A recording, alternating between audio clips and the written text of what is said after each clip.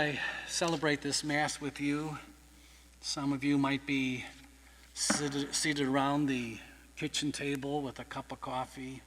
Some of you might be in the family room, gathered together, watching this liturgy. Somebody might be huddled in a corner of their home, watching this liturgy on their phone or computer. Just amazes me, this, technology. I had the great privilege of presiding at Mass for Easter Sunday.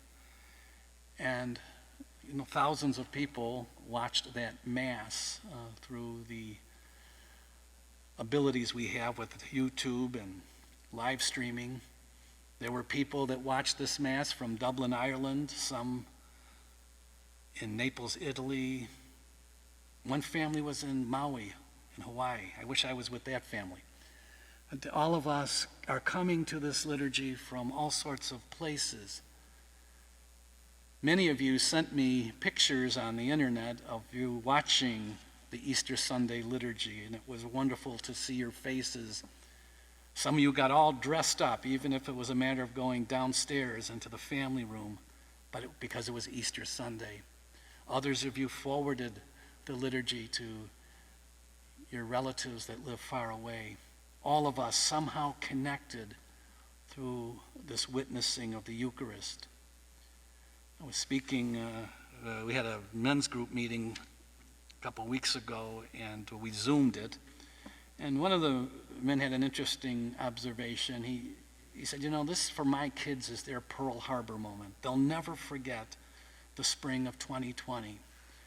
And he said, we've learned that it's important to have a certain routine to every day. And one of our routines is that we watch the daily Mass together. He said, normally we don't go to Mass during the week, but every day we gather.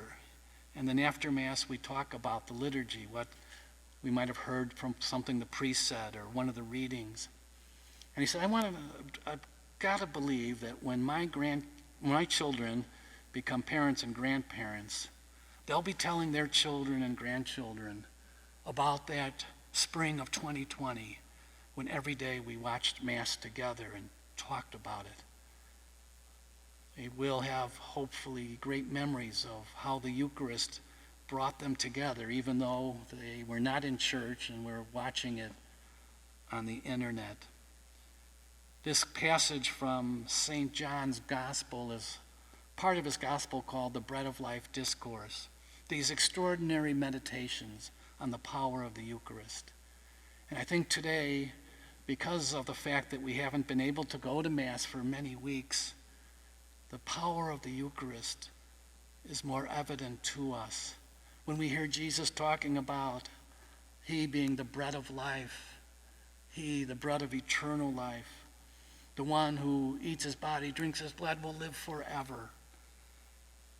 And we find great comfort in the power of the Eucharist. When we get back to going to Mass, hopefully in the not too distant future, I think all of us are going to feel a lot differently about how important the Eucharist is in our lives. Jesus, in this Bread of Life discourse, reminds us that a center reality to being a Christian is to come to the table of the Lord. And even though we're doing it spiritually now, in the not too distant future, we will be coming back to our beautiful church, coming to the altar of the Lord to receive Jesus Christ, who is the bread of eternal life.